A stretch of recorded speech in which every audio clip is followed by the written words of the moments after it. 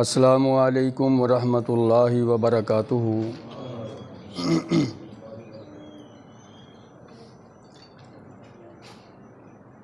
الحمد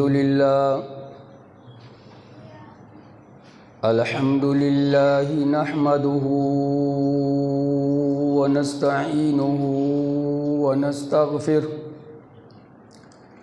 ونؤمن به ونتوکل علیہ ونعوذ باللہ من شرور انفسنا ومن سیئات اعمالنا من يهده الله فلا مضل له ومن يضلل فلا هادي له وأشهد أن لا إله إلا الله وحده لا شريك له وأشهد أن محمدًا عبده ورسوله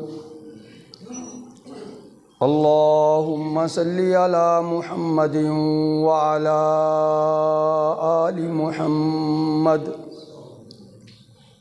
كما صليت على إبراهيم وعلى آل إبراهيم إنك حميد مجيد اللهم بارك على محمد وعلى آل محمد كما باركت على إبراهيم وعلى آل إبراهيم إنك حميد مجيد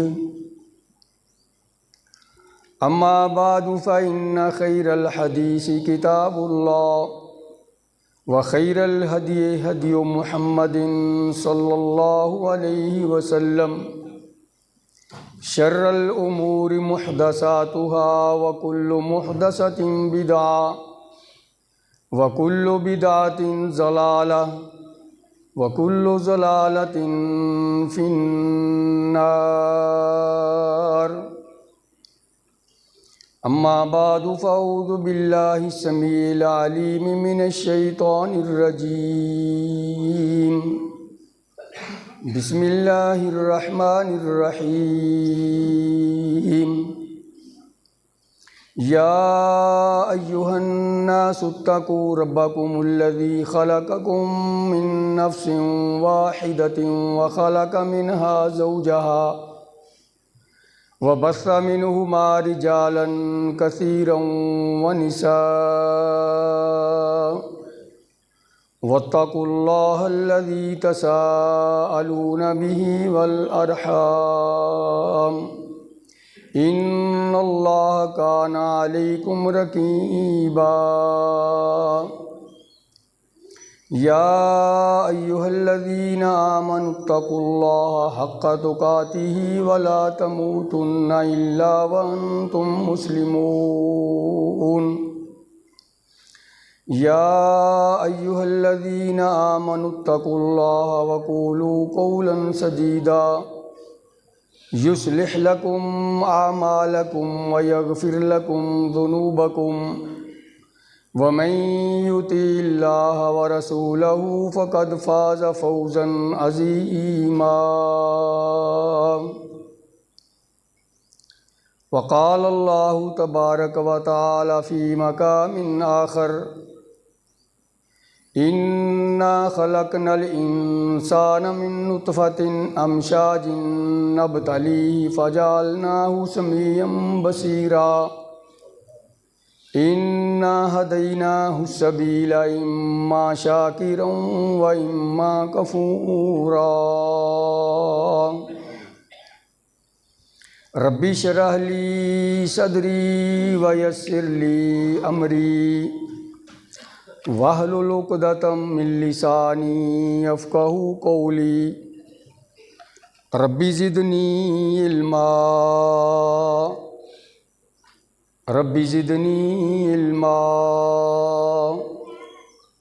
اللہم فہمنی علما صدق اللہ العظیم و صدق رسولہ النبی الکریم۔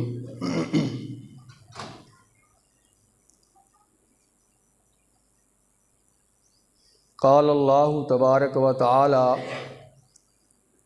انا خلقنا الانسان من نطفۃ امشاج نبتلیہ فجعلناہ سمیعا بصیرا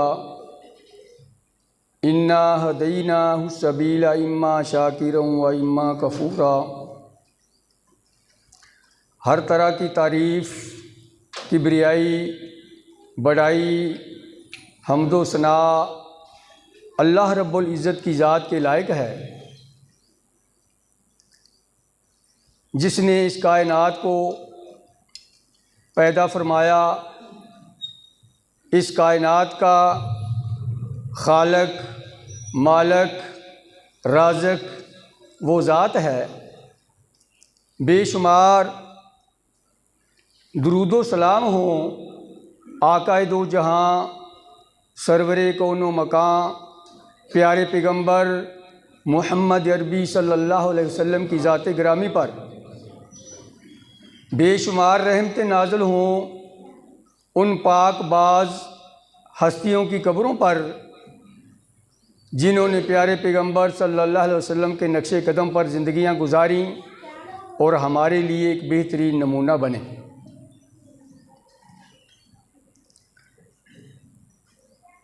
بھائیوں، بزرگوں اور دوستوں، اللہ رب العزت ہم سب کا مسجد کے اندر آنا،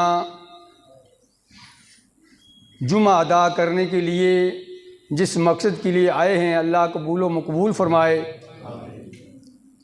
اللہ رب العزت ہم کو صحیح سنا کر اس پر عمل کرنے کی توفیق عطا فرمائے۔ سورۃ دہر سے میں نے آپ کے سامنے 2 آیات مبارکہ تلاوت کی ہے۔ اللہ رب العزت فرما رہے ہیں انا خلقنا الانسان من نطفۃ امشاج نبتلیہ فجعلناہ سمیعا بصیرا۔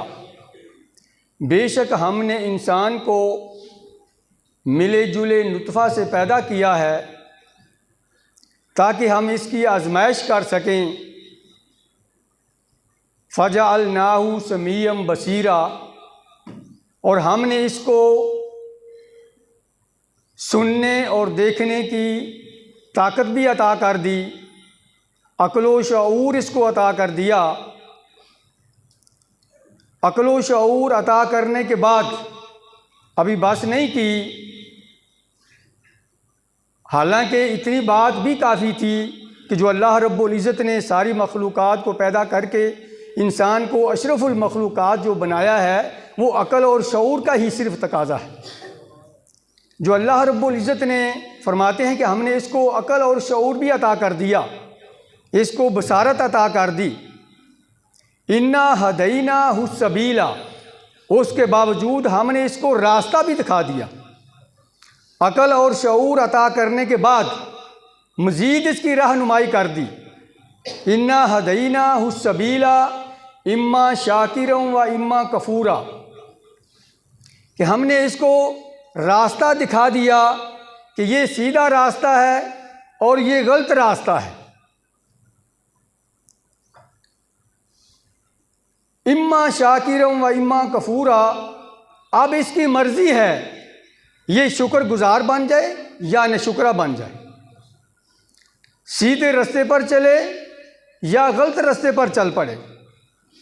ہم نے اس کو 2 راستے بتا دیے ہیں، عقل اور شعور عطا کرنے کے بعد اس کو راستہ دکھا دیا ہے کہ یہ تیرا سیدھا راستہ ہے۔ بھائیوں، اس کائنات کے اندر، دنیا کے اندر 2 ہی کام ہو رہے ہیں، یا گناہ کا کام ہوتا ہے یا نیکی کا کام ہوتا ہے۔ وہ گناہ جس صورت میں بھی کرے، مختلف قسمیں ہیں گناہوں کی، نیکیوں کی بھی مختلف قسمیں ہیں۔ اب اس کی مرضی ہے گناہ کا راستہ اختیار کرے یا نیکی کا راستہ اختیار کرے۔ ہم نے اس کی رہنمائی کر دی ہے، عقل اور شعور بھی اس کو عطا کر دیا ہے۔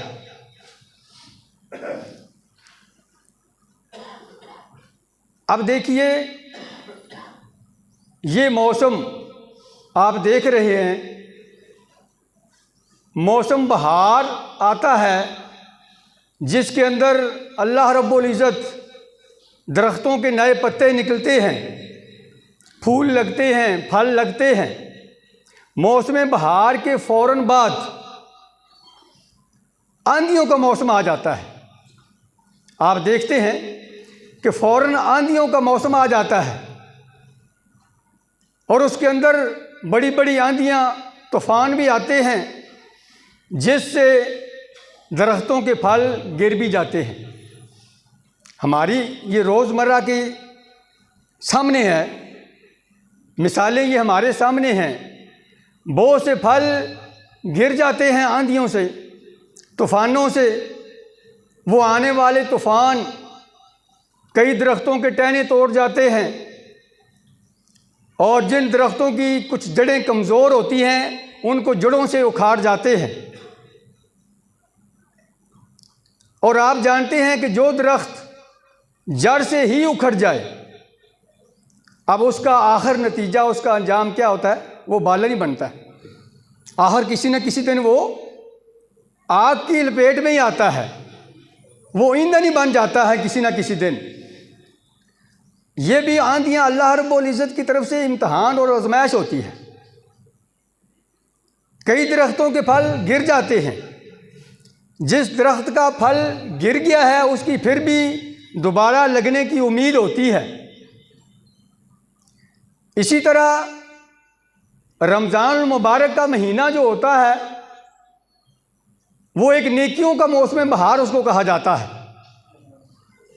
جس کے اندر شیطان کو جکڑ دیا جاتا ہے۔ یہ مسائل آپ سن چکے ہیں۔ وہ پورا مہینہ اس کو اللہ رب العزت جکڑ دیتے ہیں، باندھ دیتے ہیں اس کو۔ مہینے کے بعد جب اس کو اللہ رب العزت اس کو کھول دیتے ہیں، اور پھر وہ بھی اسی طرح ہی اپنی اسٹرگل کو تیز کر دیتا ہے، کیونکہ اس کو یہ چیز برداشت نہیں ہے۔ کیونکہ شیطان کو بھی اللہ رب العزت نے اس کو جو مہلت دی ہے وہ بھی انسان کی آزمائش کے لیے، امتحان کے لیے، کہ کون شیطان کے پیچھے چلتا ہے۔ اللہ نے فرمایا نا کہ تو میرے نیک بندے ہوں گے وہ تیرے پیچھے نہیں چلیں گے، تو جتنا بھی ان کو کوشش کرتا رہے گا گمراہ کرنے کی، وہ تیرے پیچھے نہیں چلیں گے۔ لیکن اس کے باوجود شیطان جو ہے وہ اپنی کوشش کو تیز کر دیتا ہے، جو اپنی وہ ایک مہینہ بند رہنے کی، وہ اپنی کسریں پوری کرنے کی کوشش کرتا ہے۔ اور اس دفعہ آپ جانتے ہیں کہ یہ رمضان المبارک کا مہینہ نیکیوں کا موسم بہار اور یہ دوسرا پودوں کا موسم بہار تقریباً برابر ہی آئے ہیں۔ اور اب جو یہ دن جا رہے ہیں یہ وہی آندھیوں کے دن، ان دنوں میں اکثر آندھیاں آ جاتی ہیں، یہ وہی دن ہیں۔ اور شیطان کی بھی اسٹرگل ان دنوں کے اندر وہ تیز ہوتی ہے، کیونکہ وہ اپنی وہ کسریں پوری کرنا چاہتا ہے۔ مومنوں کو جو پھل ملا ہے، جو ثمرات ملے ہوتے ہیں، ان کو ضائع کرنے کی کوشش کرتا ہے۔ اور وہ اپنی ان کوششوں سے کئی ایسے بھی لوگ آپ دیکھتے ہیں کہ نماز رمضان کے اندر بڑی کثرت کے ساتھ پڑھتے ہیں، قرآن کی تلاوت بڑی کثرت کے ساتھ کرتے ہیں، اور رمضان جانے کے بعد مسجد کا منہ بھی نہیں دیکھتے۔ یہ صرف اس کا کمال ہے، اور وہ اپنی کوشش کرتا ہے، پوری کوشش کرتا ہے ان کو گمراہ کرنے کی۔ اور بعض لوگ ایسے ہوتے ہیں کہ جن کو جس طرح وہ آندھی جڑوں سے پودے کو اکھیڑ دیتی ہے، درخت کو اکھیڑ دیتی ہے، بعض لوگوں کو ایسا وہ گمراہ کر دیتا ہے کہ ان کو مشرک بنا دیتا ہے۔ جس طرح وہ پچھلے جمعے محترم احمد ندیم صاحب وہ بتا رہے تھے یہ تصوف کے بارے میں، تصوف کی قسمیں بتا رہے تھے، وحدت الوجود اور حلول وغیرہ بتا رہے تھے، اور ایسا ان کو ایسے کام پہ لگاتا ہے کہ ان کے ذہن کے اندر یہ ہوتا ہے کہ میں بہت نیکی کا کام کر رہا ہوں، لیکن حقیقت میں اس کو شرک پر لگایا ہوتا ہے، اور ان کو وہ اچھی طرح گمراہ کر چکا ہوتا ہے۔ ان کی مثال اس درخت جیسی ہے کہ جو مشرک ہو گیا وہ سمجھو کہ جڑ سے اکھڑ گیا ہے، اور اسی طرح اس کو موت آ گئی تو وہ جہنم کا بالا نہیں بننے والا ہے۔ تو آج کے سبق کے اندر ہم یہی بات دہرائیں گے کہ گناہ کے کیا اثرات ہوتے ہیں، گناہ کیسے ہوتے ہیں، کیوں انسان گناہوں کی طرف مائل ہوتا ہے اور گناہوں کے نقصانات کیا ہیں اور اس کا حل کیا ہے، ان گناہوں کا علاج کیا ہے۔ سب سے پہلا اثر گناہ کا جو شیطان انسان سے کرواتا ہے، سب سے پہلا اثر اس کا دل پر ہوتا ہے۔ انسان کے دل پر وہ اثر ڈالتا ہے، جس طرح کہ حدیث مبارکہ کے اندر بھی ہے کہ انسان گناہ کرتا ہے، اس کے دل پر سیاہ نشان بن جاتا ہے، پھر گناہ کرتا ہے اور سیاہ نشان بن جاتا ہے، گناہ کرتا رہتا ہے حتیٰ کہ اس کا دل سیاہ ہو جاتا ہے۔ دل سیاہ جب ہوتا ہے، مکمل اس کا دل سیاہ ہو جاتا ہے، ایمان کا نور، ایمان کی روشنی ختم ہو جاتی ہے، منافقت کے اندھیرے چھانے شروع ہو جاتے ہیں۔ قرآن پاک کے اندر اللہ رب العزت فرماتے ہیں کلا بل رانا علی قلوبہم ما کانوا یکسبون کلا انہم عن ربہم یومئذ لمحجوبون، ہرگز نہیں کہ ان کے دلوں پر زنگ چڑھ چکے ہیں۔ کلا بل رانا علی قلوبہم ما کانوا یکسبون، ان کی بدعمالیوں کی وجہ سے، ان کے گناہوں کی وجہ سے ان کے دلوں پر زنگ لگ چکے ہیں، ان کے دلوں پر زنگ آلود ہو چکے ہیں ان کے دل۔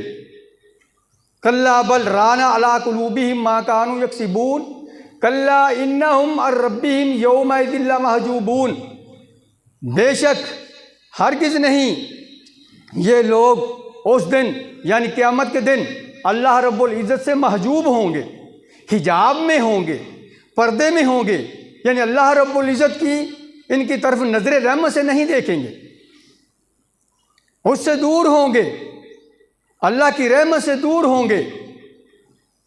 اور دوسرے مقام پر فرمایا جب انسان کا دل سیاہ ہو جاتا ہے، سخت ہو جاتا ہے، اور آہستہ آہستہ وہ سختی کی طرف بڑھتا جاتا ہے، ثم قست قلوبهم من بعد ذلك فهي كالحجارة أو أشد قسوة وإن من الحجارة لما يتفجر منه الأنهار۔ اللہ رب العزت فرماتے ہیں کہ جب زنگ آلود دل ہو جاتے ہیں تو بڑھتے بڑھتے وہ ایسے سخت ہو جاتے ہیں جیسے پتھر ہیں، گویا کہ پتھروں سے بھی زیادہ سخت۔ اللہ فرماتے ہیں پتھر تو بعض ایسے ہوتے ہیں کہ جن سے جو اللہ کی خشیت سے ڈر جاتے ہیں ان سے چشمے جاری ہو جاتے ہیں، ان سے نہریں جاری ہو جاتی ہیں، اور وہ اللہ کے ڈر سے، اللہ کی خشیت سے گر جاتے ہیں، ان کے دل پتھروں سے بھی زیادہ سخت ہو جاتے ہیں۔ میرے نبی صلی اللہ علیہ وسلم نے کیا فرمایا؟ ان هذه القلوب تصدع كما يصدع الحديد اذا اصابه الماء، بے شک دلوں کو زنگ لگ جاتا ہے، جس طرح لوہے کی چیزوں کو پانی لگ جانے سے یا نمی لگ جانے سے لوہے کی چیزوں کو زنگ لگ جاتا ہے، اس طرح انسان کے دلوں کو بھی زنگ لگ جاتا ہے، زنگ آلود ہو جاتے ہیں۔ تو پتہ چلا کہ پہلا حملہ وہ دل پر کرتا ہے، اور پہلا نقصان انسان کے دل کو وہ سخت بنا دیتا ہے۔ جب سخت ہو جاتا ہے تو پھر اللہ رب العزت اس پر مہر لگا دیتے ہیں۔ ختم اللہ علی قلوبہم وعلی سمعہم وعلی ابصارہم غشاوۃ ولہم عذاب علیم، اللہ رب العزت ان کے دلوں پر مہر لگا دیتے ہیں۔ یہ اس کی مثال ہے جو جڑ سے اکھڑ گیا ہے، جس کو بالکل شیطان نے گمراہ کر دیا ہے۔ اب اللہ رب العزت نے اس کے دل پر مہر لگا دی ہے، اب وہ ہدایت کی بات کو سن بھی نہیں سکتا، دیکھ بھی نہیں سکتا، اور وہ بول بھی نہیں سکتا۔ اس کے دل پر، آنکھوں پر بھی پردہ ڈال دیا ہے، ان کے کانوں پر بھی مہر لگا دی ہے اللہ رب العزت نے۔ دوسرا اثر، دوسرا نقصان گناہوں کا انسان کے جسم پر ہوتا ہے۔ انسان کا جسم، آپ دیکھتے ہیں کہ یہ معاشرے کے اندر ایسی ایسی بیماریاں جو ہم نے پہلے کبھی نہ دیکھی تھی نہ کبھی سنی تھی، ایسی ایسی بیماریاں ہمارے معاشرے کے اندر موجود ہیں۔ فرمایا کہ دوسرا اثر انسان کے جسم پر ہوتا ہے اس گناہ کا، جو شیطان کرواتا ہے۔ جو مختلف بیماریاں آتی ہیں وہ انسان کے گناہوں کی وجہ سے آتی ہیں۔ چھوٹی بیماری ہو یا بڑی بیماری ہو، وہ انسان کے گناہوں کے سبب ہوتی ہے۔ جس قدر اس کے گناہ ہیں اس طرح کی بیماری اللہ رب العزت اس کو لاحق کر دیتے ہیں۔ حضرت اسماء رضی اللہ تعالیٰ عنہ فرماتی ہیں، ایک دفعہ سر درد ہو رہا تھا ان کو، تو ایسے بیٹھی ہوئی ہیں سر پہ ہاتھ رکھ کے۔ پوچھنے والے نے پوچھا، تیمارداری کرنے والے نے، کیا ہوا؟ کہا کہ کوئی گناہ ہو گیا ہے جس کی سزا مجھے مل رہی ہے۔ قاضی شریح رحمۃ اللہ علیہ، ان کے جسم پر پھوڑا نکل آیا۔ پوچھنے والے نے پوچھا کہ یہ کیا ہوا، یہ پھوڑا کیوں ہو گیا؟ اللہ آپ کو شفا دے، تیمارداری کرنے والا یہی کہتا ہے۔ انہوں نے بھی آگے سے یہ جواب دیا کہ لگتا ہے کہ مجھ سے کوئی گناہ ہو گئے ہیں جس کی وجہ سے مجھے وہ سزا مل رہی ہے۔ حضرت امام حسن رضی اللہ تعالی عنہ بہت زیادہ مقروض ہو گئے، انتہائی پریشان ہو گئے، قرضہ اتارنے کے اسباب پیدا نہیں ہو رہے۔ پوچھنے والے نے پوچھا، حضرت کیوں اتنے غم زدہ ہو، پریشان ہو، کیا وجہ ہے؟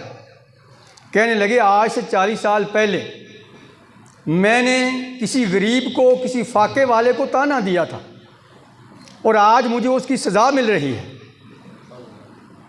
تو پتہ کیا چلا کہ یہ بیماریاں اور پریشانیاں گناہوں کے سبب ہوتی ہیں، گناہوں کی وجہ سے ہوتی ہیں۔ جو ہم سے گناہ ہوتے ہیں ان کی وجہ سے پریشانیاں بھی آتی ہیں، بیماریاں بھی آتی ہیں۔ تو دوسرا نقصان جسم پر ہوتا ہے۔ تیسرا نقصان، گناہوں کا تیسرا اثر انسان کی اولاد پر ہوتا ہے۔ جب انسان اپنی اولاد کے سامنے اسی طرح جھوٹ بولتا رہتا ہے، گانے اور قوالیاں سنتا رہتا ہے، چوریاں اور ڈکیتیاں کرتا رہتا ہے، تجارت میں ہیرا پھیری کرتا رہتا ہے، اور کوئی وہ اپنی اولاد کو یا ان کے سامنے وہ گندی قسم کی، غلیظ قسم کی گالیاں نکالتا رہتا ہے، یہ سارے کیا ہیں؟ گناہ ہیں۔ جب اپنی اولاد کے سامنے یہ سارے ایسے گناہ والے کام کرتا ہے، گناہ کی باتیں کرتا رہتا ہے، تو اولاد اس کی نافرمان ہو جاتی ہے۔ صرف نافرمان ہی نہیں ہوتی بلکہ وہ اولاد بھی اسی ڈگر پر چل پڑتی ہے۔ چاہیے تو اس کو یہ تھا اولاد کے سامنے وہ نمونہ بنتا کہ بعد میں میرے لیے یہ دعا کرنے والی ہو، میرے لیے صدقہ جاریہ بننے والی ہو، لیکن وہ بھی بات اس سے بھی گزر گیا۔ اولاد کو بھی جب اسی ڈگر پہ لگا دیا تو اس کا پتہ یہ چلا کہ بعد میں دعائیں کرنے والا بھی کوئی نہیں۔ اولاد بھی نافرمان، وہ بھی گناہوں کی ڈگر پہ۔ تیسرا گناہ اولاد پر ہوتا ہے، نافرمان ہوتی ہے اور وہ بھی گناہوں کی ڈگر پر چل پڑتی ہے۔ چوتھا نقصان گناہوں کا انسان کے گھروں پر ہوتا ہے۔ گھر کے اندر مایوسیاں، پریشانیاں، گھر کے اندر افراتفری، گزارا نہ ہونا، آپس میں بیٹی کی ماں سے نہیں بنتی، بیٹے کی باپ سے نہیں بنتی، بھائی کی بھائی کے ساتھ نہیں بنتی، آپس میں کشمکش، افراتفری، آپس میں ایک دوسرے کے ساتھ لڑائی اور جھگڑے اور نفرتیں پیدا ہو جاتی ہیں، اور یہ چیز ایسا گلی میں، محلے میں اور پورے معاشرے پر چھا جاتی ہے۔ پورا معاشرہ ایسی افراتفری کا شکار ہو جاتا ہے، یہ گناہوں کے سبب۔ اور پھر اللہ رب العزت قرآن پاک کے اندر فرماتے ہیں، جو انسان گناہوں کی طرف مائل ہوتا جاتا ہے، میرے ذکر سے منہ موڑتا جاتا ہے، وَمَنْ أَعْرَضَ عَنْ ذِكْرِي فَإِنَّ لَهُ مَعِيشَةً ضَنْكًا وَنَحْشُرُهُ يَوْمَ الْقِيَامَةِ أَعْمَىٰ، کہ جو میرے ذکر سے منہ موڑ لیتا ہے، گناہ پہ گناہ کرتا چلا جاتا ہے، ہم اس کی معیشت کو تنگ کر دیتے ہیں، اور ہم اس کو قیامت والے دن اندھا کر کے اٹھائیں گے، اور وہ کہے گا کہ اللہ دنیا کے اندر تو میں بینا تھا، اب میں نبینا کیسے ہو گیا؟ اللہ فرمائے گا کہ دنیا کے اندر تو نے میرے ذکر سے اعراض کیے رکھا، تو نے مجھ سے منہ موڑے رکھا، آج میں تجھ سے منہ موڑ لیا ہے، تیری طرف میں نظر رحمت سے نہیں دیکھوں گا، اور اس کو اندھا کر دیا۔ بھائیوں، جب بھی انسان گناہ کرتا جاتا ہے تو اللہ کی عبادت سے اس کا رخ مڑتا جاتا ہے۔ حدیث کے اندر آتا ہے کہ جب انسان گناہ کرتا ہے، اگر وہ تہجد گزار ہے تو سب سے پہلے اس کی تہجد کی نماز چھوٹتی ہے، اس کے بعد ایسا ایسا وہ فرضی نماز سے بھی گیا، قرآن پاک کی تلاوت سے بھی چلا جاتا ہے، قرآن پاک کی تلاوت سے بھی دور ہو جاتا ہے، اور اس کی زندگی میں رمضان آ جائے تو رمضان کے روزے رکھنے سے بھی وہ انکاری ہو جاتا ہے، ایسا ایسا زکوٰۃ سے بھی انکاری ہو جاتا ہے۔ جب گناہ کرتا ہے تو ان چیزوں سے اس کو نفرت ہو جاتی ہے، نیکی کے کاموں سے، عبادت سے اس کو نفرت ہو جاتی ہے۔ اقبال نے کیسا نقشہ کھینچا اس کے بارے میں، گونگی ہو گئی آج زباں کچھ کہتے کہتے، گونگی ہو گئی آج زباں کچھ کہتے کہتے، ہچکچا گیا میں خود کو مسلمان کہتے کہتے، توفیق نہ ہوئی مجھ کو ایک وقت کی نماز کی، اور چپ ہوا مؤذن اذاں کہتے کہتے۔ کسی کافر نے جو پوچھا کہ یہ کیا ہے مہینہ، شرم سے پانی ہوا میں رمضان کہتے کہتے۔ میرے شیلف میں جو گرد سے اٹی کتاب کا پوچھا، میں گڑ گیا زمین میں قرآن کہتے کہتے۔ یہ سن کر چپ سادھ لی اقبال اس نے، یہ سن کر چپ سادھ لی اقبال اس نے، یوں لگا جیسے رک گیا ہو مجھے حیوان کہتے کہتے۔ اقبال نے اس کو حیوان کہا ہے، جو اللہ کی عبادت سے دور ہوتا جاتا ہے، اس کی زندگی میں رمضان آئے اس نے روزہ رکھ کے نہیں دیکھا، نماز کا وقت ہوا مؤذن اذاں کہتے کہتے چپ کر گئے، خاموش ہو گیا، اذانیں خاموش ہو گئیں، اس کے جسم پر جوں نہ رینگی۔ مخاطب اس نے اپنے آپ کو کیا ہے، ایک مسلمان کے بارے میں وہ کہتا ہے کہ آج کے مسلمان کی حالت کیا ہے۔ اس کی زندگی میں رمضان آئے روزہ چکھ کے نہیں دیکھا، گھروں میں الماریوں کے اندر قرآن پاک گرد سے اٹے پڑے ہیں، کھولنے کی توفیق نہ ہوئی اس کو۔ نماز کا وقت ہوا نماز سے دور ہو گیا، نماز کی توفیق نہ ہوئی، تو اس کو کیا کہا؟ وہ حیوان نہیں تو اور کیا ہے۔ بلکہ میں کہتا ہوں کہ اقبال اس گہرائی تک بھی نہیں پہنچا جو اللہ رب العزت نے تو اس کو حیوان سے بھی بدتر کہا ہے۔ ان شر الدواب عند اللہ صم البکم الذین لا یعقلون، یہ انسان ان حیوانوں سے بھی بدتر ہیں جو بہرے اور گونگے، جن کو اللہ رب العزت نے آنکھیں بھی دی ہیں، عقل و شعور دیا ہے، آنکھیں ہونے کے باوجود وہ صحیح بات کو دیکھ نہیں سکتے، کان ہونے کے باوجود ہدایت کی بات کو سن نہیں سکتے، عقل و شعور ہونے کے باوجود وہ غور و فکر نہیں کرتے۔ فرمایا وہ جانوروں سے بھی بدتر ہے۔ اقبال نے تو اس کو حیوان کے ساتھ تشبیہ دی ہے۔ اللہ رب العزت قرآن کے اندر فرما رہے ہیں کہ وہ حیوان سے بھی بدتر ہے، حیوان بھی اس سے اچھے ہیں۔ کیوں؟ حیوان کیسے بہتر ہے انسان سے؟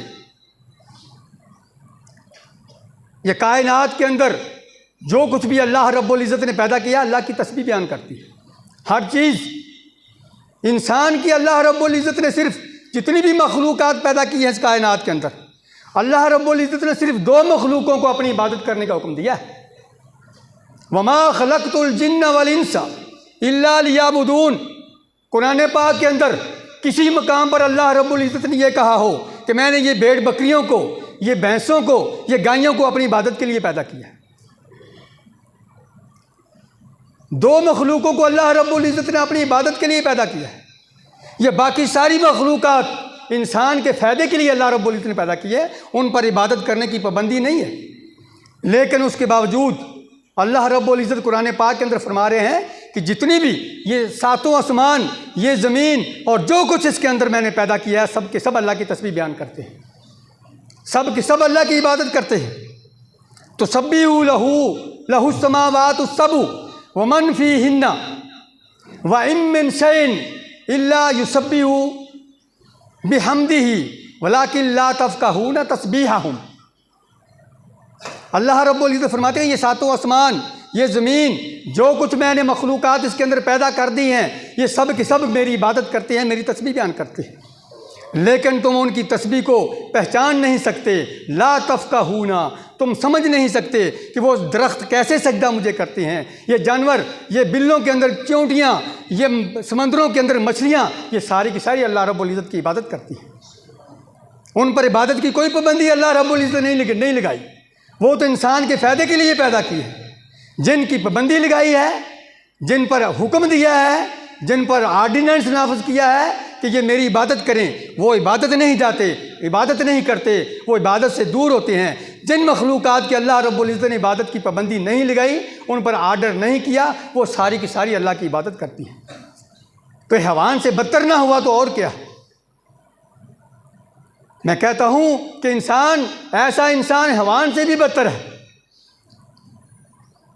بھائیوں، یہ ساری چیزیں کیوں ہیں؟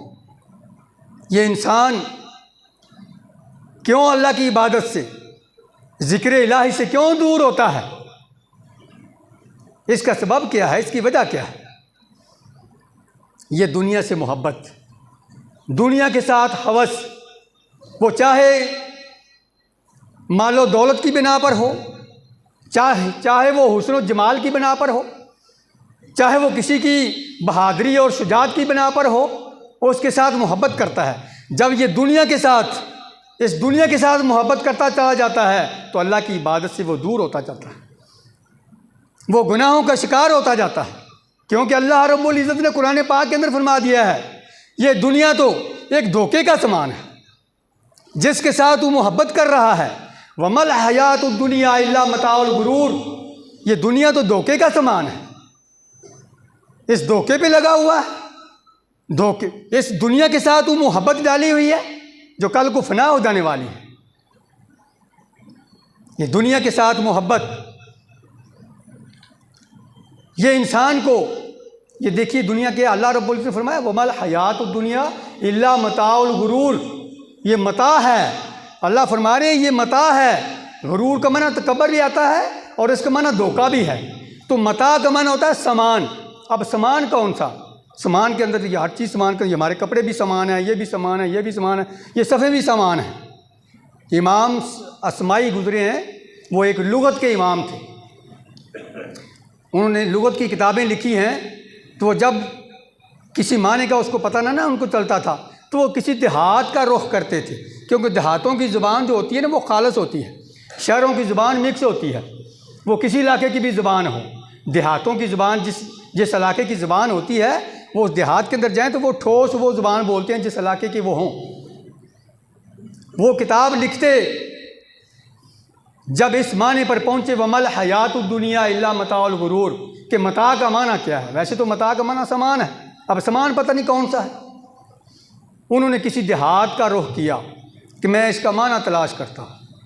ایک دیہات میں گئے، نہ پتہ چلا، دوسرے دیہات میں گئے، نہ پتہ چلا، تیسرے دیہات میں گئے، کسی قبیلے کے پاس گیا۔ عرب لوگ قبیلوں کی صورت میں رہتے تھے۔ کسی قبیلے کے پاس سے گزر رہے تھے تو ایک عورت نے اپنی بیٹی کو آواز دی، یا بنتی ہات المتاع، اے میری بیٹی مجھے متاع لا کے دو۔ ان نے تھوڑا سا رخ کیا ادھر، کیا بات بن گئی ہے، لفظ مجھے مل گیا۔ اب اس نے اپنی بیٹی سے متاع مانگا ہے تو تھوڑا سا ایک سائڈ پہ ہو کے رک گئے، دیکھتے ہیں کہ متاع کیا چیز ہے، اسی تلاش میں تو میں نکلا ہوں۔ جب دیکھا کہ وہ بیٹی، اس نے اس کو ایک وہ کپڑا لا کے دیا جو خواتین ایام مخصوصہ میں وہ یوز کرتی ہیں، وہ کپڑا اس نے اس کو لا کے دیا۔ وہ سمجھ گیا ہاں یہ اس کا نام متاع ہے، یہ دنیا کی مثال اس متاع کے ساتھ ہے۔ فرمایا کہ یہ دنیا جس طرح وہ ایام مخصوصہ کا مستعمل کپڑا اس کو کوئی پسند نہیں کرتا، اس کے ساتھ کوئی محبت نہیں کرتا۔ کبھی دیکھا کسی نے کہ وہ ایسا کپڑا کسی نے اپنے سر پہ باندھا ہو یا اس کا رومال بنا کے جیب میں ڈالا ہو کہ میں اس کے ساتھ اپنا منہ صاف کر لوں گا، ہاتھ صاف کر لوں گا یا اپنا ناک صاف کر لوں گا؟ کبھی کیا ہے کبھی کسی نے ایسا؟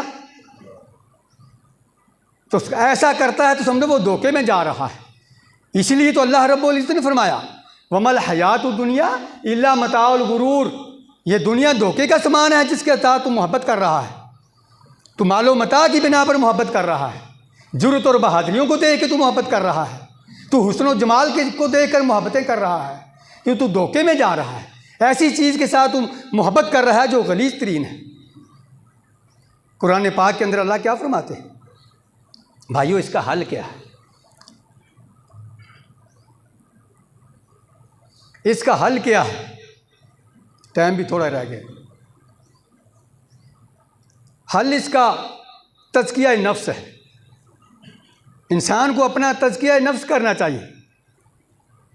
قد افلح من تزکا وذکر اسم ربہ فصلی بل توثرون الحیات الدنیا، بلکہ تم دنیا کی زندگی کو ترجیح دیتے ہو، تم دنیا کی زندگی کو ترجیح دے رہے ہو۔ اپنا تزکیہ نفس کرو۔ تزکیہ نفس کیسے ہوگا؟ یہ ذکر الہی سے، قرآن پاک کی تلاوت سے، اللہ رب العزت کے ذکر سے۔ امام ابن قیم رحمۃ اللہ علیہ، ان کے پاس ایک آدمی آیا، جی میں گنہ گار ہوں، میں بہت گنہ گار ہوں، میں اپنا تزکیہ نفس کیسے کروں؟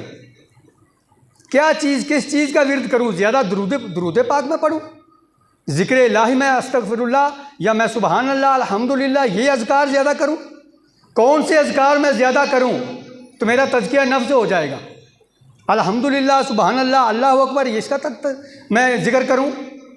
تو امام ابن قیم رحمۃ اللہ علیہ نے کتنا بہترین جملہ بولا۔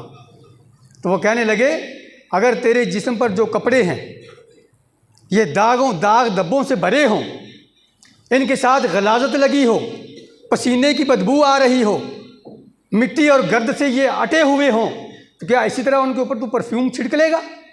اس کا کوئی فائدہ ہوگا؟ اس کے اوپر خوشبو لگائے گا تو اس کا کوئی فائدہ ہوگا؟ اس نے کہا نہیں۔ اس نے کہا پھر یہ کیا؟ سب سے پہلے استغفار کر، جس کا نام توبۃ النصوح ہے۔ اللہ سے توبہ کر، اپنے گناہوں کی معافی مانگ، کثرت کے ساتھ استغفار کر، اور اس کے بعد ذکر الہی کر۔